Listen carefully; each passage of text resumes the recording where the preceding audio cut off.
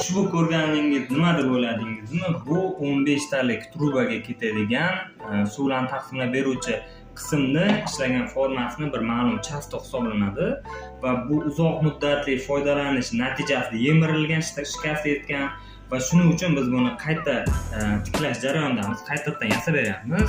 O'ziga xuddi o'zidagi rezbalarini ochib, yarim qismi jarayonda hali kuchina qiladigan qismlari yasalyapti. Detal tugallanish bilan yana bir marta sizlarga ko'rsatamiz. Ikkalasini haqini ko'rsataman.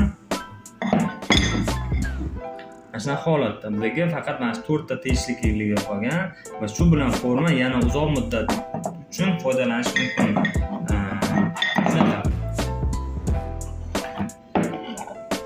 Qiziq bo'lsa kommentariyada fikrlaringizni qoldiring. Bundan boshqa yechimlar bo'lsa ham kommentariyada ko'rsatib o'tib keting.